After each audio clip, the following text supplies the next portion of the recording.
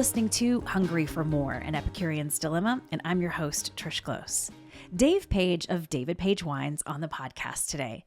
He talks about growing up in the Midwest, not growing up around wine, like at all. He said it wasn't until a job at a wine shop where he really discovered the world of wine and all it had to offer. Off to UC Davis he went to learn more. He worked at several wineries in California and then decided to move north to Oregon. He settled in at the famed Adelsheim Vineyards, where he worked for nearly 2 decades as winemaker. He talks about how much he loved that job and all of the things he learned there. In 2018, he decided he wanted to create his own label. A serendipitous meeting with 2 other individuals, and David Paige Wines was born. We dive into his philosophy, his style of winemaking, and really what he wants you, the consumer, to get out of his wines. He says a huge part of that is never stop growing, learning, pushing, and really never getting complacent. Here's David Paige. Are you at the new winery? I am. Okay. October 2022, that bad boy opened. That's correct. Just in time for the fruit.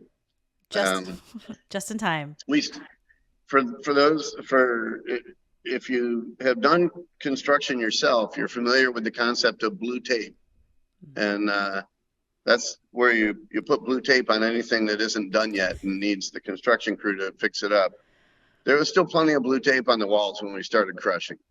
I think wine lovers like that, though, right? It's all about being organic and being real, and it's a process. And as long as we go through it together and there's wine, what are you going to complain about?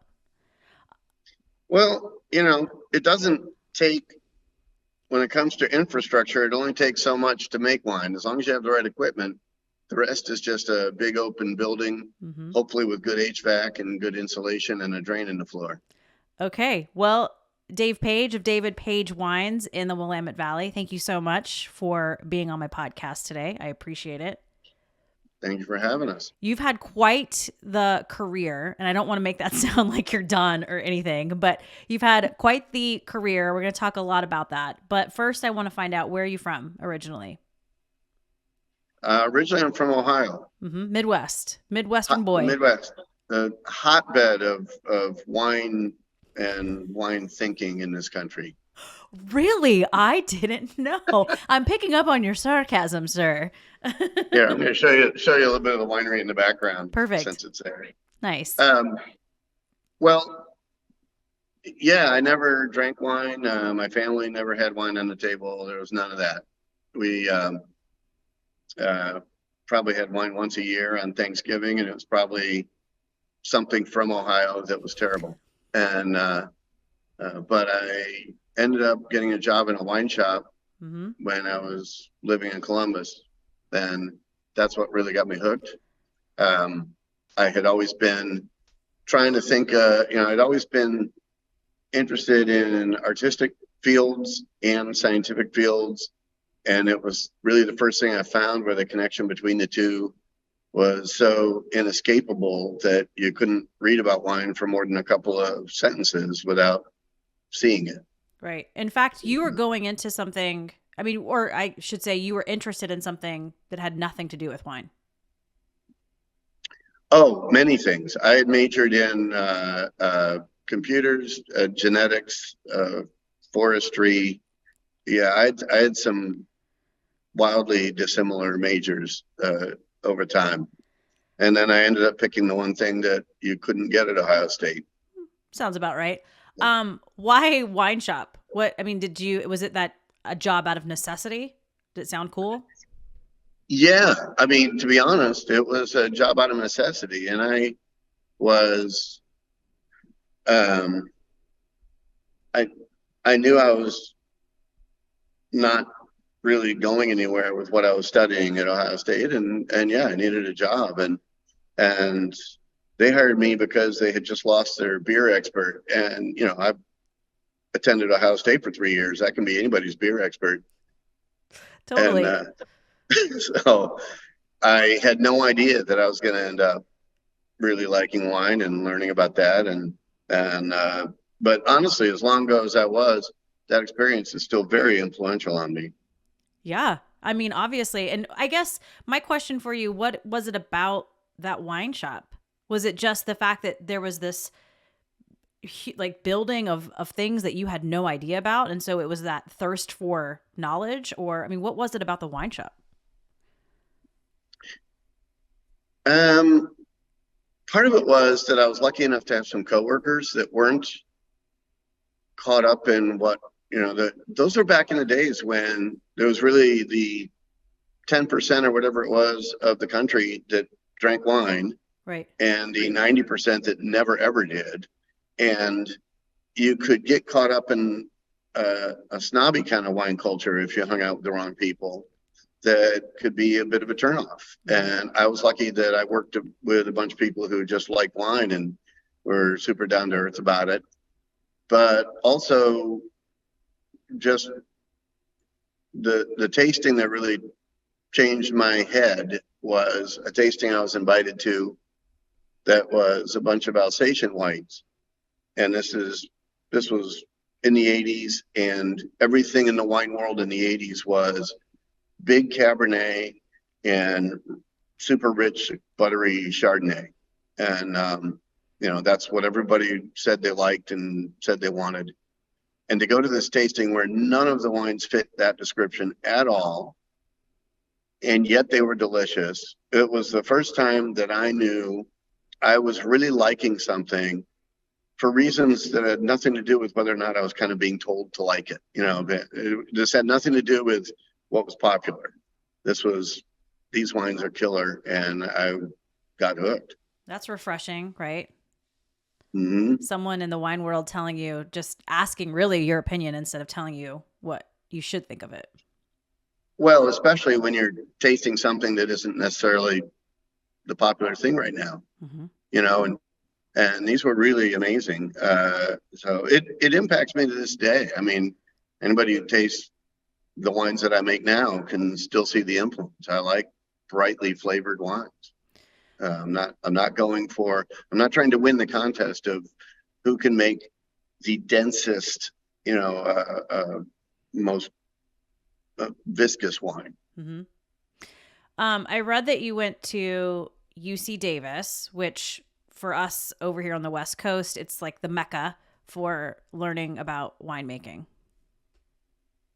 Yes, yeah. When I say I found the one thing that I couldn't major at in Ohio State, that was the next thing was, well, where do you go to learn about this? Yeah.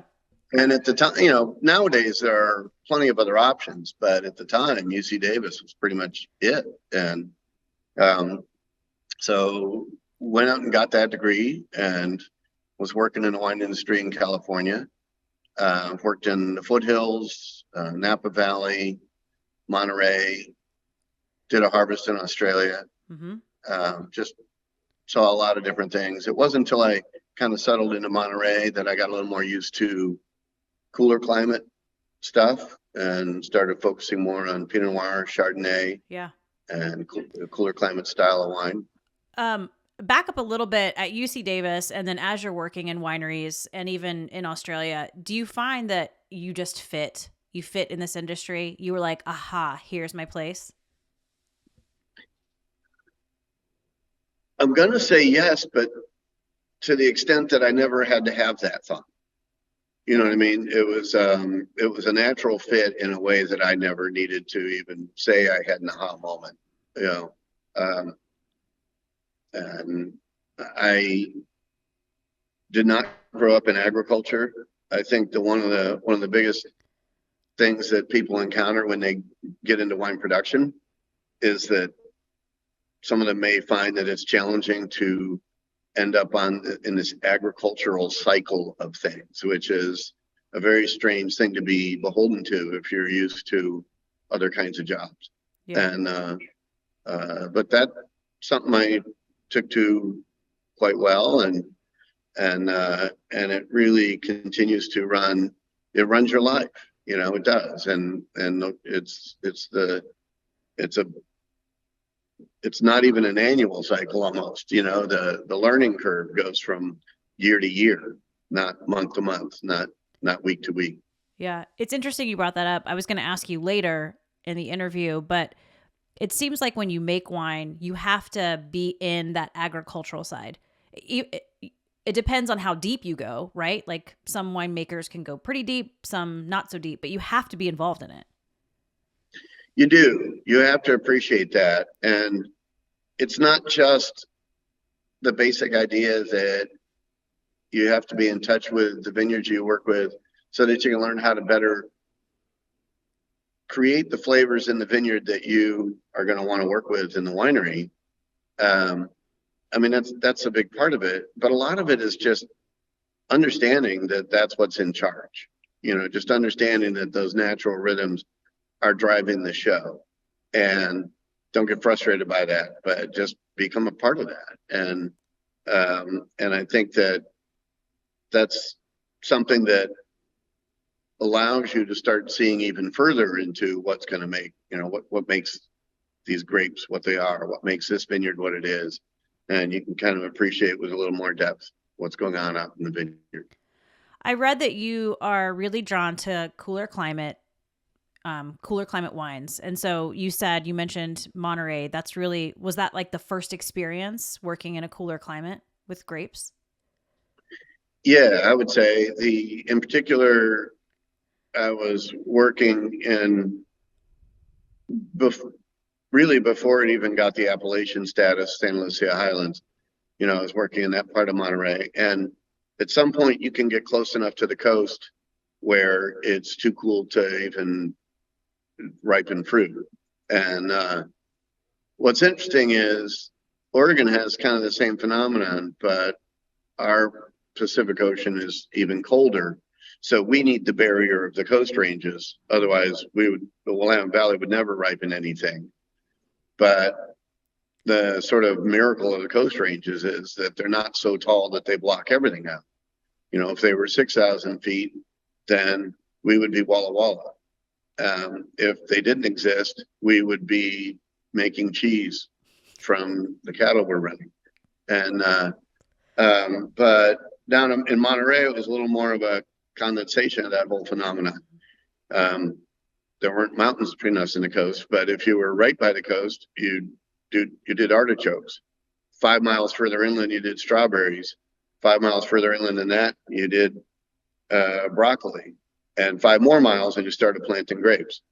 And it was just as the air moved off the ocean and finally warmed up. I find climate in general fascinating. In Southern Oregon, we have microclimates, so you can grow different things in different regions that grow really well that maybe you can't do anywhere else. And it's just fascinating to me that a particular site, and you know this very well being in the Willamette, but a particular site has everything to do with what you can grow and how well you can grow it. Well, and what's fascinating about coming to the Willamette Valley after that experience, by the same token, just as you can go 5 miles closer to the coast and struggle to ripen fruit if you're in the Salinas Valley, you can go 10 miles further inland and plant whole different varieties and ripen them with no problem. And so when you do that, what you find is that you don't have the same challenges as some of your neighbors, as some of the other people working in the industry. In the Willamette Valley, there's quite a large area that's kind of in that sweet spot between the coast ranges and the Cascades. And so we get to really dabble in sort of the deep dive, the graduate level discussion of what's different about this site versus that site, because they have 90% of the same weather and the same climate. So we get to do a deeper dive into what's the last 10%, or what's the distinction in the soil, what's the distinction in elevation and aspect, and it kind of allows for this whole valley to have been kind of this graduate level seminar about how to do this for the last several decades. Yeah. And you're talking about hardcore nerd stuff now. Yeah, well, that's what's needed to really raise the bar. And Oregon's been great at that. Even just coming up to visit Oregon in the 90s, I could see that going on, the willingness to share everything with each other. And it's because we had 90% of the things in common, which meant we could really do the deep dive into that 10%.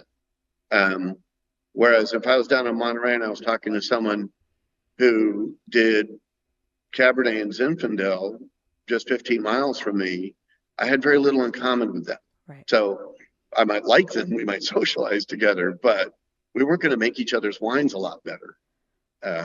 And Oregon has really had that as part of the DNA here since before I got here. But it's been a great thing to be a part of, is that people would really learn from each other, and they could because they shared so much. For sure. That's amazing. So you're working in California. You said you worked in Australia. When did you decide I need to move to Oregon, make the move up north? Well, I'd been coming up here and tasting, had some friends up here, knew something about the industry. And so it wasn't until some mutual friends introduced me to David Adelsheim in 2001. And that's what led to coming up and taking that job in fall of 2001, just in time for harvest to start. It always works out that way. Well, Adelsheim Vineyards, I mean, incredibly popular, well-known. You're getting a little sun right now in the Willamette Valley, aren't you? I was just about to say, this is right. I'm in danger of getting a sunburn if I'm not careful. You feel free to move and make yourself as comfy as possible. There we go. But you come to Oregon, and I find it really fascinating. You make the trek up here and you start working at Adelsheim Vineyards.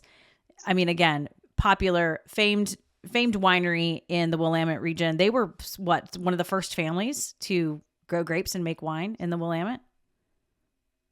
Yeah, and that was quite an honor. I mean, that was a big deal to me because I really respected the history up here, and knowing that those guys created this out of nothing. Not just David, of course, but Dave Lett and a lot of other people, including some that people don't really talk about anymore, like Charles Curry. There were some real amazing pioneers that had the imagination to start this thing when it was probably still officially kind of a crackpot idea. But I've said before, the difference between a crackpot and a pioneer is whether or not you're proven right. And these guys were. Absolutely. Totally pioneers. You were there for 2 decades as winemaker.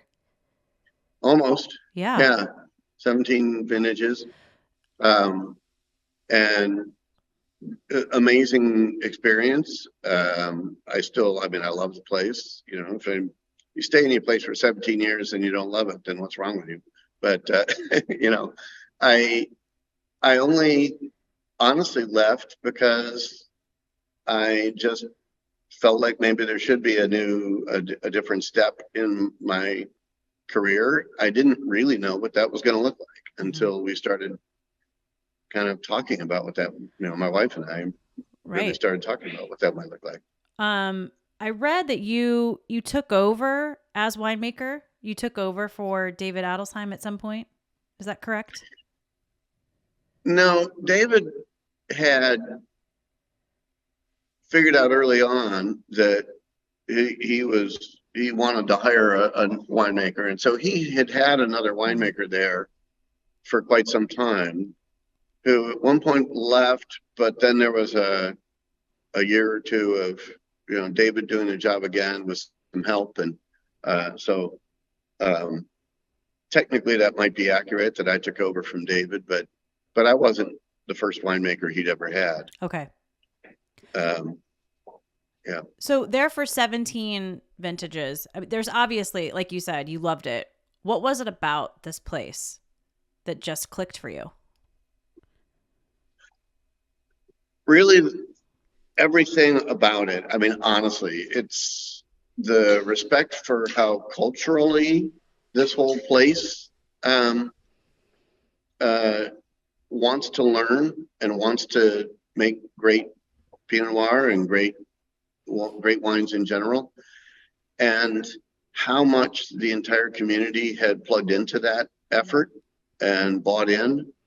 which David was a huge part of, and the amount they had already accomplished in just a few decades, which for this industry is not a long time. You know, this isn't one of those, it's not like, computers where 2 decades you might not recognize what you're calling a computer anymore. This is a slow to move industry, and the amount of learning they'd already done before I got here, the amount of learning we kept on doing. I got to work with a lot of great vineyards that we could do that kind of deep dive with and really appreciate the difference between them.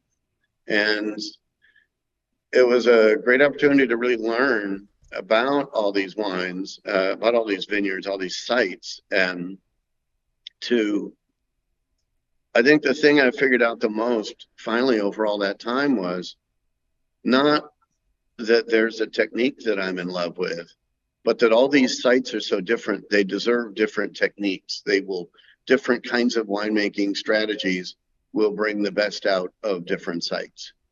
And so how to approach fruit as if you don't know yet what the best wine from this fruit will be, and how to approach it with that kind of open mind and say, what should I be doing? What should I be doing to make this awesome? Mm-hmm. Yeah. And, and that took a long time. I don't know that I could have done that had I just worked at a series of places for, 3-4 years each. Right. Well, it seems like you would have to be in the same, I guess, area, location to really see from year to year, right? What's happening with the fruit. I mean, you can't just, I don't know much about making wine, but it would seem like you would need some of that consistency year after year to be in the vineyard to really figure out what's happening out there. Well, especially since it's an annual thing, since you don't get to try it again next month. Right. You don't get to learn on that scale. And if the next year's harvest is significantly cooler and rainier than last year's, then whatever lesson you thought you learned last year is irrelevant this year anyway. Mm-hmm. So if every vintage looks exactly the same, then maybe you'd learn faster, but they don't. So it really does take that much time. If you're in the valley now and you started making wine 10 years ago, I don't care how much you've learned, you've never seen a vintage like 2010 or 2011. So it doesn't matter how fast you learn, you hadn't seen those situations yet. And that's another part of the agricultural thing about it. For sure. Was there anything special about 2010 or 2011? Well, they were just so phenomenally cool and late and, to some extent rainy, but honestly, it was the lateness of more than anything. If your fruit's not getting ripe till late October, you're naturally exposed to very different conditions. Yeah. Than you're normally exposed to. Ooh. And, those wines are awesome. They made excellent wines, but what a completely different set of challenges than you had if you hadn't seen that before. Right. Is that the stuff that keeps you up at night? I don't know if it keeps me up at night, but it keeps me engaged. Mm-hmm. It certainly is the stuff that keeps giving you respect for what goes on around here, in terms of the weather and the influence Mother Nature gets to have, and the interaction with that and the vines. And having that perspective keeps you agile. It keeps you ready for anything. So this past year, when we didn't start picking till early October, but we had lots of great weather in late September and the first part of October. And I was telling people a month before harvest this year, this could be another 2010 for all we know. We don't know yet. Right. And there's nothing worse than assuming you already have some idea of what this year's harvest is going to be like, because you're going to make stupid choices because you think you already know. So just having that kind of perspective and understanding that, nature's still in charge and the vines are still in charge, and, just keep an open mind, pay attention. Well, you know what they say when you assume, right? Exactly. Makes an ass out But of everybody. um, and you somehow manage to still make the same winemaking choices every single year because you keep thinking you're right. Yeah.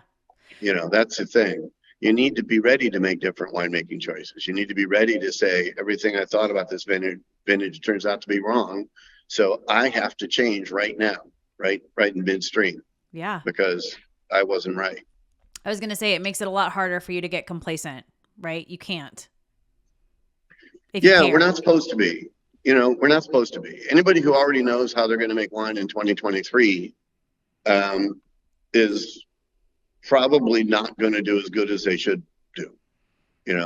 They'd have to get lucky to make great wine in 2023. Right. And so I tell people I don't yet know what we're going to do.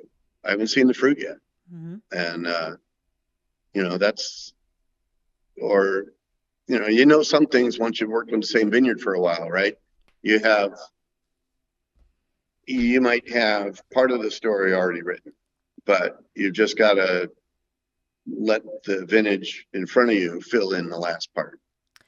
So, what's going on with you then? You're at Adelsheim for nearly 2 decades, but what's going on with you that you decide my own label is where it's at? This is what I want to do. This is going to be my next adventure. It was almost the process of elimination, Mm-hmm. to be honest. I certainly didn't start with that thought, but it seemed to be the last idea left on the table. And that sounded worse than I meant it, but okay.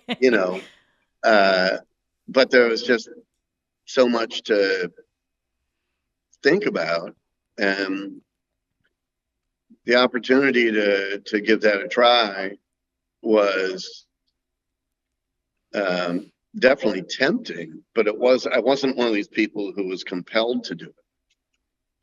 But I think it turned out to be the right decision. I'm grateful for the way it turned out, especially to now be able to do a deep dive into what is now my own vineyard. Feels like an incredible opportunity. Mm-hmm. And, so I'm very honored and in some ways still amazed to be able to do that. Well, tell me the story a little bit, because you're sort of on this adventure. You've decided you want to create your own label. You're looking for property, and you didn't know it at the time, but there were these 2 other dudes who were looking for property too. And it was very serendipitous how all this kind of happened. I mean, you met them, and you tell me the story. I'm starting to tell the story. You tell me the story. Well, it was incredible dumb luck. We just I happened to know someone who just happened to have run into one of the 2 of them. They were already friends. These 2 friends from Indiana. I had been beating the bushes for a while, and as I tell it, you meet people who have the money to do something like this, because I certainly, my career did not leave me with the kind of bankroll that means I get to go buy a vineyard and start a winery. That you can burn a pretty big pile of money trying to start a wine business. And so I was looking for people who wanted to be partners, and I was meeting some people who were very enthusiastic, but maybe had 1/10 at the most of the money required to get that done. And I would meet other people who had the money, but they tended to have other irons in the fire. And they were interested, but it was hard for them to really commit to jumping in with both feet. And in John and George, we sort of had 2 friends who offered both. And so between them, I could see that we could fund this startup, and we had the enthusiasm to really work with me on that. I'm a big believer in things that are meant to be and they happen for a reason. Did you feel that way at all meeting these guys? In hindsight, I'm feeling that way.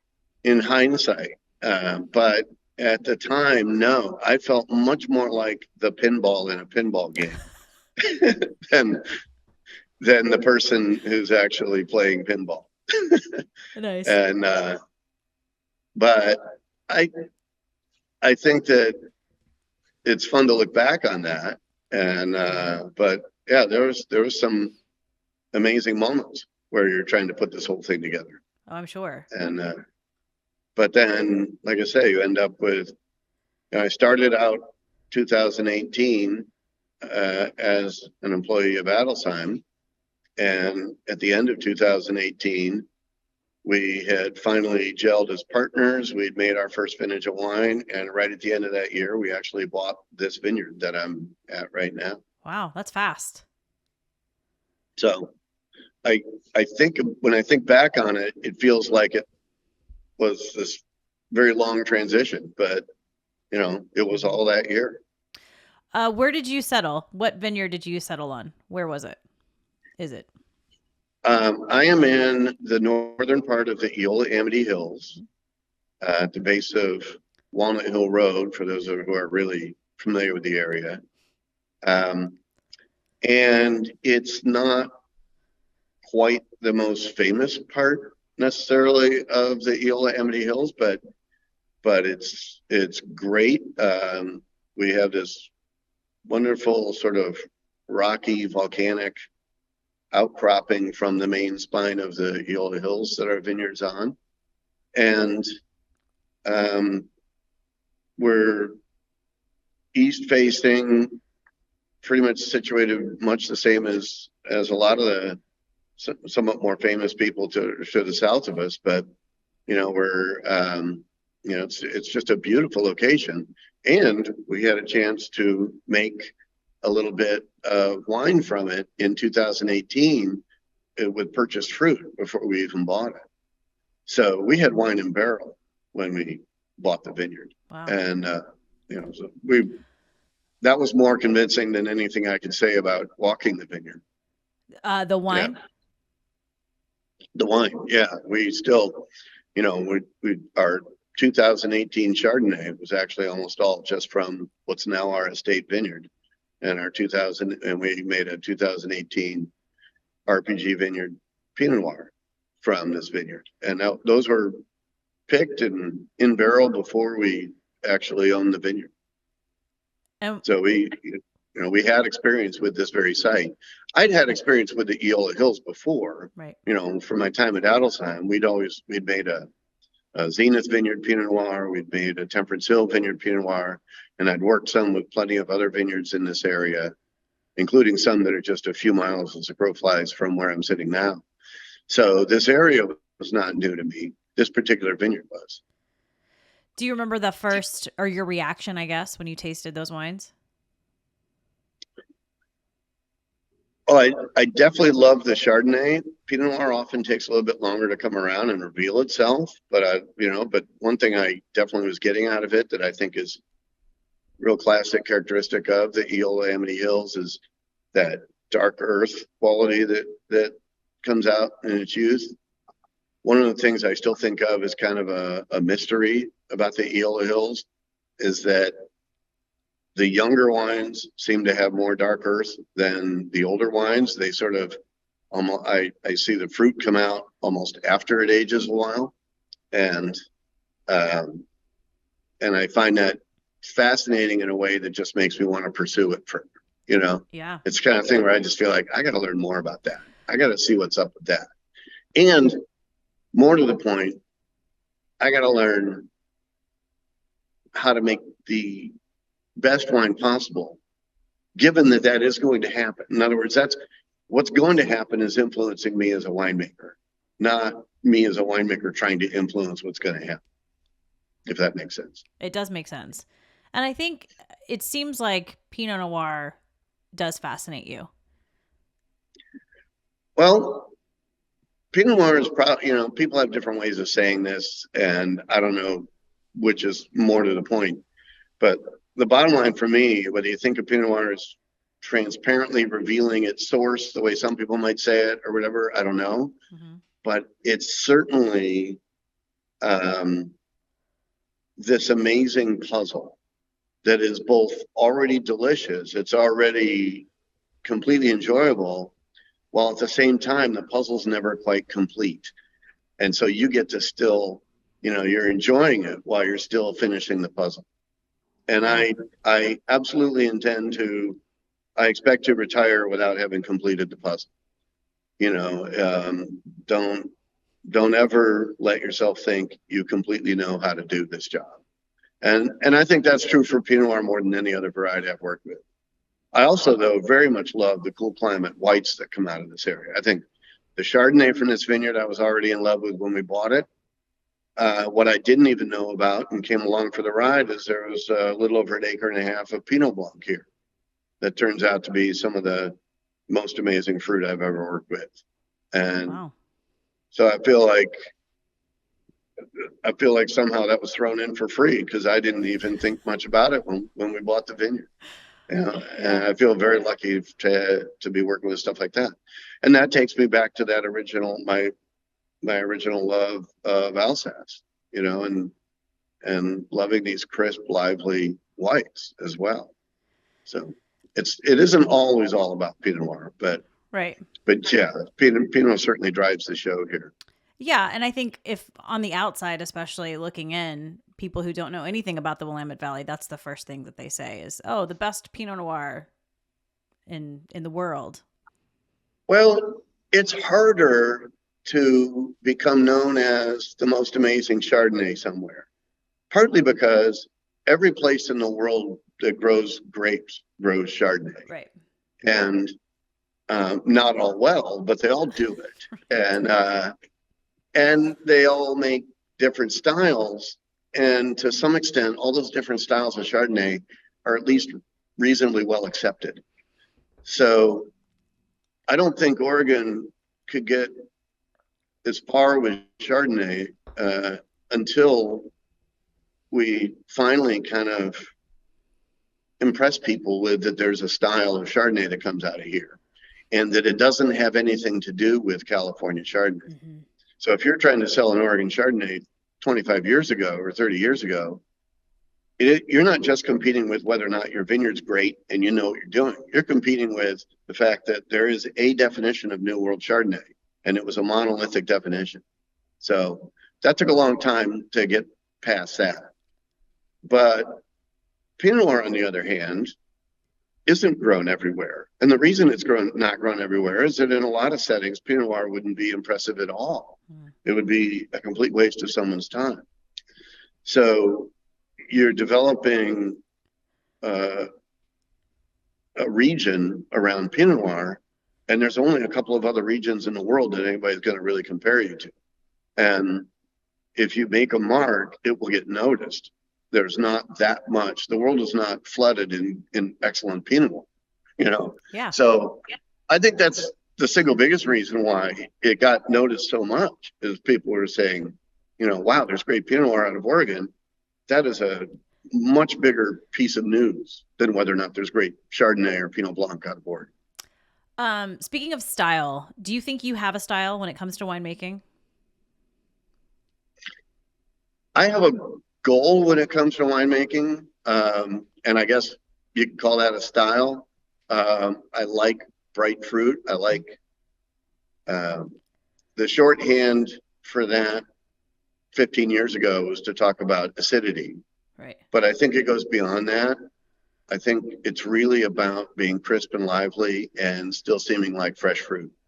And that goes beyond saying I like wines that have bright acidity. The freshness of flavor is something you really have to capture when you're picking. And those wines just always make me go back for more.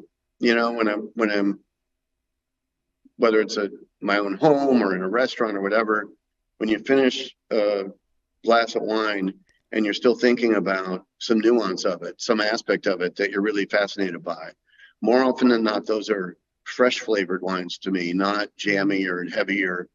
And so, these aren't wines that are about how can we make bigger wine. We know how to make bigger wine. Making bigger wine is actually ridiculously easy. it's the simplest thing you can do in winemaking. The question is how to make wine that's more fascinating, and that's not bigger, right? Yeah. So I think that's kind of a thinking that drives me now. But style is still allowed to be influenced by the vineyard. So I try not to let myself say I have a style, because then I might reject something that's naturally coming out of a site. Mm-hmm. So if you taste the wines we make here from the Eola Hills, for example, you will taste more of that rich, dark earth. I still work with a few vineyards from my old stomping grounds in the Chehala Mountains, and they have a different set of flavors. They have a different tannic structure, and so they should taste different. And if I let myself buy into too heavily that I have a style, then those wines are going to start tasting alike, whether they're from the Chehala Mountains or the Eola Hills. And that would be wrong. That's not respectful of how amazingly different those vineyards were. Exactly. Yeah, there is something about, when it comes to wine, for the most part, I always want just a little bit more. But there is something fun about those wines that you can't quite put your finger on something, right? And you're just like, I need a little bit more of that. Like, what is that? What's going on there? Exactly. It's one thing to pour yourself that second glass and be thinking, man, that's good wine. But it's another still, and it's a higher compliment, in my opinion. Be pouring yourself that second glass and be saying to yourself, I haven't quite put my finger on it yet. Yeah. I love that.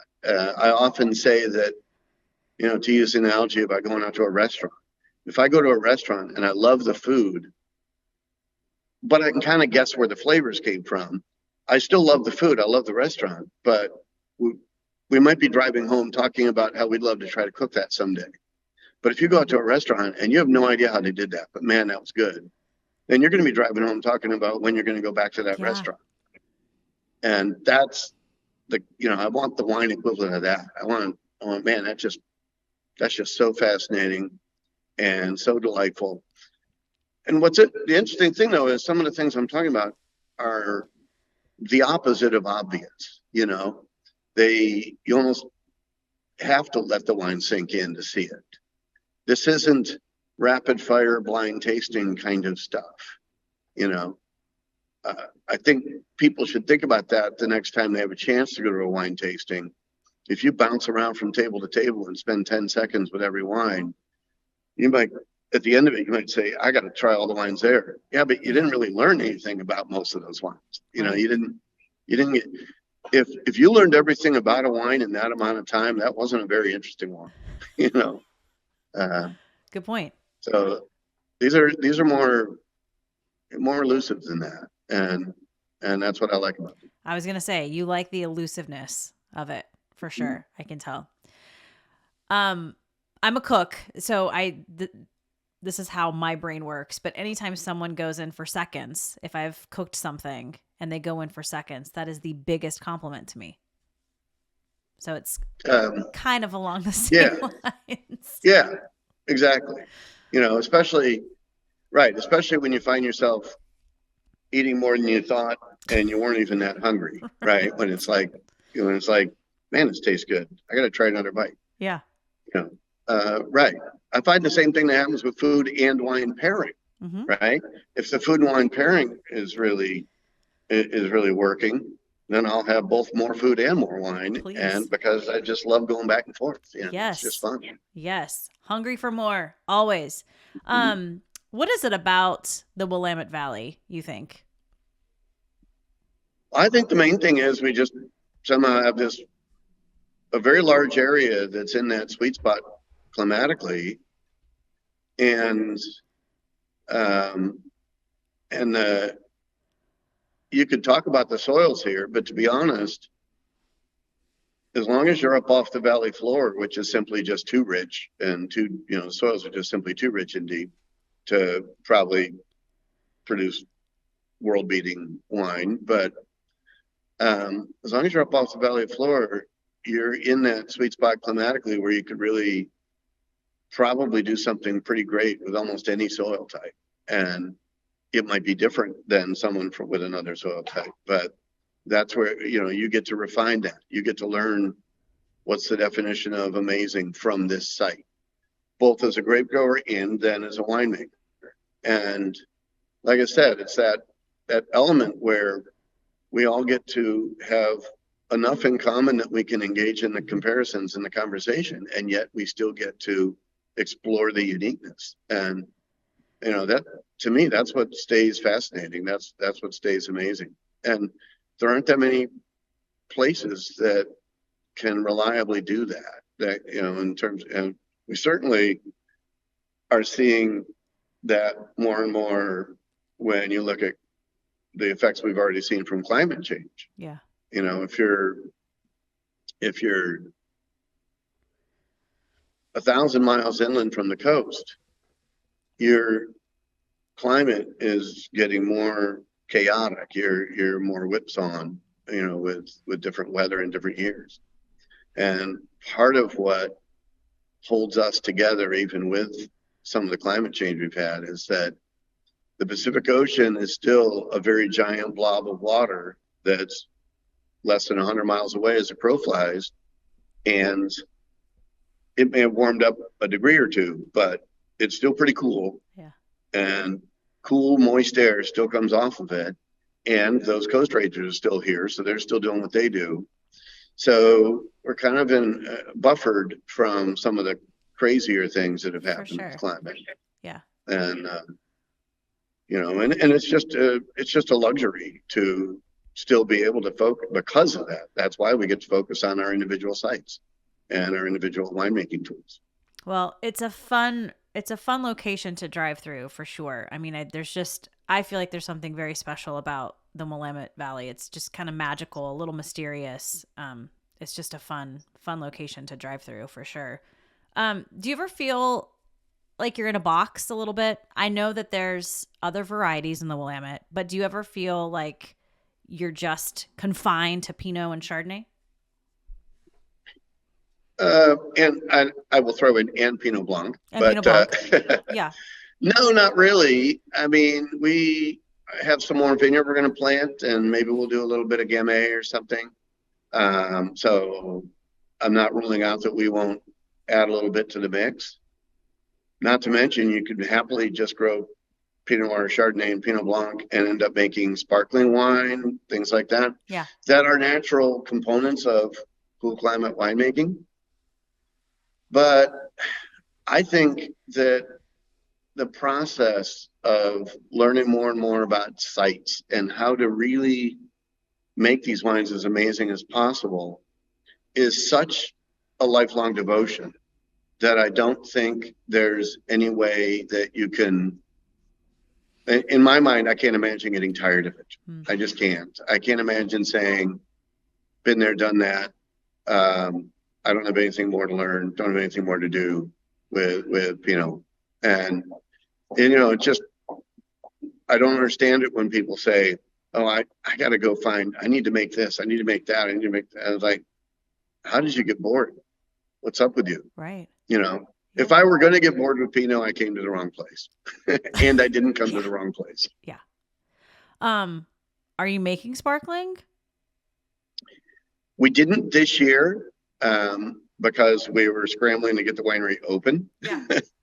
I'm not sure we would have been able to on the date we probably should have picked for sparkling. But we do want to in the future. That will be part of our thing. Now, sparkling, we talked about wine and grape growing in general having a long cycle or time, right? Well, sparkling is a multi-year cycle. Yeah. So don't show up next year looking for our sparkling wine. It won't be there yet. Yeah, that's a few years, right? Sparkling's, it's a few years project. Well, we started a program when I was at Adelsheim, and I was very fond of that program. It's kind of hard to leave, but so I still have a place in my heart to sort of pick that back up, no question. And I do think that there are some really incredible sparklings coming out of the Willamette Valley right now. Yeah, Dave Paige, that's my jam, is sparkling wine. I love the process of it. I love how you have to have patience with it, especially if you're doing it the traditional method. But just so much devotion to this, and I love all things sparkling. I just love bubbles. And I had this amazing opportunity in 2014 to go over and taste some of the Van Clair, the wine before they put it down to re-ferment and become sparkling, in Champagne, and see what they tasted like before that happened. And it was pretty incredible, and really informative about what those wines taste like at that stage, because that's not something most people get a chance to ever try. Yeah, no, for sure. Then they're locked away. Yes, well, come back in 3-4 years, and we might have something. Okay, that's a deal. That is a deal, sir. We're gonna wrap up a little bit. One quick question before I get to the final three. What's next for you? Winery's open, tasting rooms open. It's time to start selling wine. That sounds flippant, but no. My partners, I'm sure, would agree. It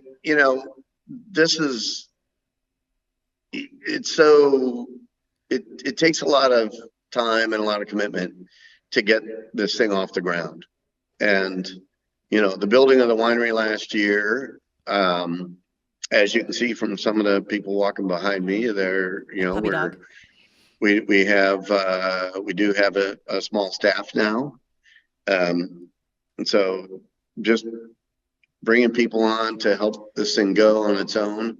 Because this may not be terribly obvious. We say we just built a winery. Well, what were we doing before? We were renting space at another winery. So I didn't have a staff of my own either, and didn't have equipment of my own either. So it isn't just physically building a building. There's staffing a building, there's equipment, there's everything else. So this last year was pretty much consumed by that. And now it's time to get out and tell the world about us. Yeah. And tell the world what we're doing and why I think it's important. And I don't think that, how to say this, in a lot of industries, people would be trying to tell you why what they do is unique and why you need their thing, because it's uniquely better than anybody else's thing. I don't think that's really true for the wine industry. I want you to know that our wines really represent the area. I want you to know that this is when you taste these wines, you can get a real connection to the vineyards of the Willamette Valley. And if you taste wine that was made from our vineyard here, whether it's the Pinot Blanc or the RPG Pinot Noir, you really are learning something about this site. Or if you taste our Chehalem Mountains Pinot, you really are learning something about the Chehalem Mountains.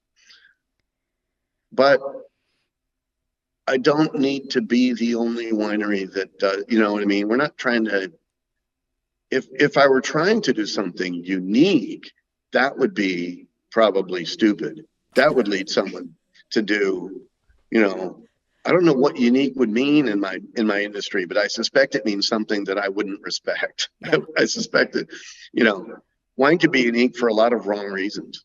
And so unique is not what I'm shooting for. I'm shooting for real and something that really represents the area. And I think when people come to this area, I hope they find that in our wines. They might find it in other wines too. There's a lot of great work being done here. Well, I can get behind that for sure. That's what I love about wine so much, is that it does connect you to time. It connects you to place.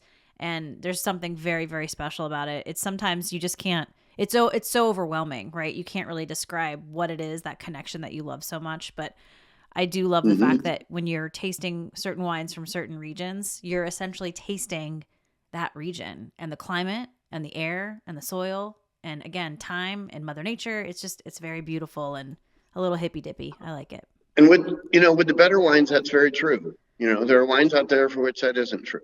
Right. And that's when people say,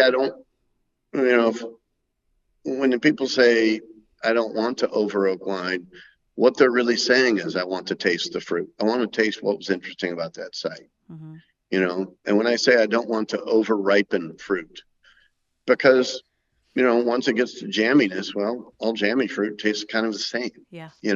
So it's all about not having a heavy hand so that we can say that this wine is about site and about vintage and about the interaction that happened at that site that year. I like it. All right, let's get to the final three. Dave Paige, best advice you've ever been given. Wow. That's a tough one. The best advice I've ever been given would have been the advice to stay at Adelsheim 5 years ago. Sorry. That was, no. I think coming to Oregon, although I'm trying to remember who exactly I might credit with that. Certainly there are some friends of mine in particular that help facilitate that, but that was kind of an evolving Like someone thing. said you should go to Oregon? I think there's a collective, I once said in an interview when someone asked who my mentor was, that my mentor was the Steamboat Pinot Noir Conference, where you go and you just taste with winemakers, and most of them, but not all, were Oregonians. And we're all comparing notes on how we make Pinot Noir. And we're tasting each other's wines, generally unfinished wines, to really see this is exactly what I'm dealing with here. And so when you're in that situation, the learning curve is so steep. And so I think the best advice I was ever given was somehow collectively advice that I got in rooms like that. Okay. And there was probably not one single blurb out of that defined it, but it was the collective lesson. Right. Okay. What's your happy place?